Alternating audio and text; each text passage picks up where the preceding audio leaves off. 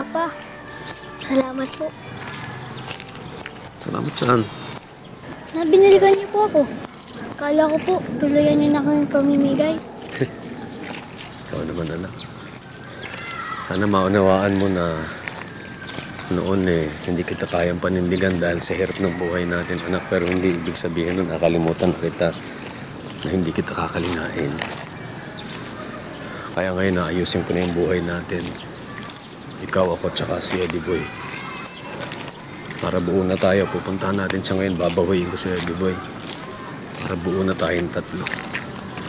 Dahil kasi anak, mahal na mahal ko kayo. Mahal na mahal kita.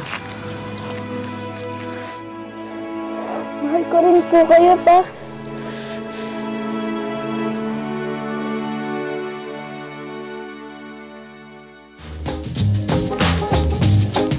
Taong 2006, sa pagbukas ng Year of the Dog, ginawa namin ang story ni Mang Seryo at ang aso niyang si Habata. Apel mo siya, kamay mo siya, kamay. Oh, 2006 naman, ang dami na naman walang trabaho. Kaya tayo, kailangan sa atin dumiskarte tayo para mabuhay tayo. Isa sa mga nakapansin sa sumisikat na dog shows ni Seryo ay ang ating kapusong si Howie Severino. Itinampok niya si Seryo at ang mga aso sa programang Eyewitness. Nakiusap naman si Seryo kay Howie kung maaari siya nitong tulungan upang hanapin ang kanyang mag-ina sa Isabela. Hindi naman nag-atubili ang ating kapusong si Howie para matunto ni Seryo sina Emmy at Eddie Boy. Kilala mo ba ako, Eddie Boy? Kilala mo ka? Sino ako? Papa.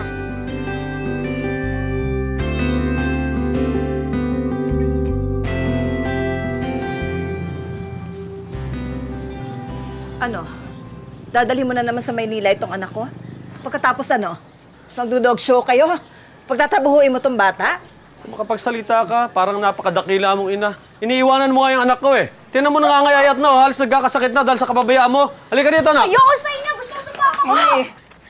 Ako ang ina mo, sumama ka sa akin. Sa akin ang anak ko. Bahala ka na sa buhay mo, malaya ka na.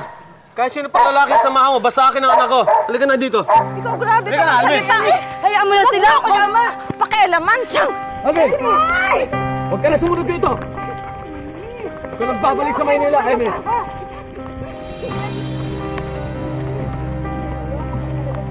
Bagamat nahirapan silang bawiin si Eddie Boy mula sa mga umampun dito at umabot pa ang agawan nila sa barangay. Sa huli ay naiuwi rin ni Seryo si Eddie Boy. Sa wakas, nabuong muli ang kanilang pamilya at sila ay bumalik sa Maynila.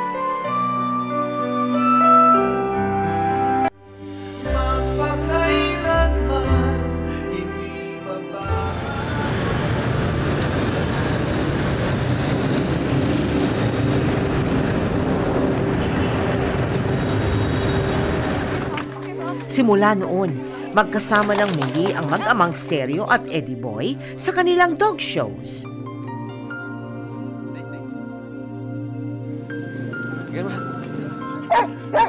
Naisa pelikula din ang kanilang buhay sa The Dog Show na itinanghal pa sa Cannes International Film Festival at itinampok din sa marami pang palabas sa telebisyon at pelikula. Down. Akyat naman, akyat.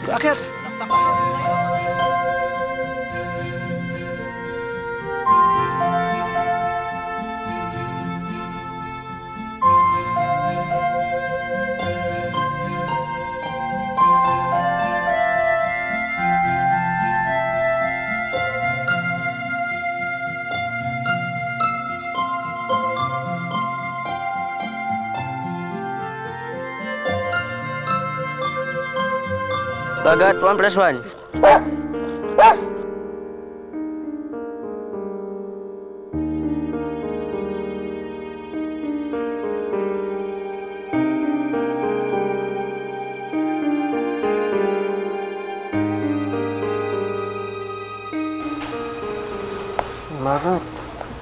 Kumain ka na kasi. Oh, Eddie Boy. Kadarating mo pa lang, si Habagat kagad ang inaasikaso mo. Kumain ka na ba? Kumain ka muna. Ano tayo nag-aalala po ako. Kahapon pa ayaw kumain lang si Habagat. Dapat po masigla siya dahil meron siyang racket bukas sa pelikula. Kasama po niya si Joey De Leon. Oo nga pala, ano? Ano nangyari dyan? Baka ako lang po sa lambing, tay. Habagat. Thank you, ha. Dahil sa'yo, marami yung pera natin. Tiga mo, oh. May hollow blocks na yung bahay. Hindi lang puro plywood. Sa bagay, kung di rin naman dahil sa pagsisikap natin na turuan sila ng trick tsaka magpalabas sa mga tao, di naman sila sisikat ng ganyan. Pero, sikat na kayo sa ibang bansa. Bakit pa kayo nakikilalang artista? Hayaan nyo. Pag nakakobra na tayo, bibili ko kayo ng bagong tali. Ayos, di ba, Papa? Oh, Habagat. Bakit ka nagsusuka? Siguro napagod ka lang ngayong araw, no? Susuka ito. Sige na anak, magpahinga na nga kayo at maaga pang call time nito bukas. Sige na. Hayaan mo. Papatingin ko to sa veterinaryo bukas.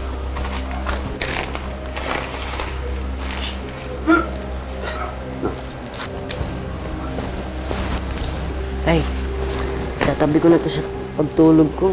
Oo, sige. Kulang lang to sa paglalambing. Baka na-miss na rin ako. Sige na. Shhh! Bagat, no. Hilang. No.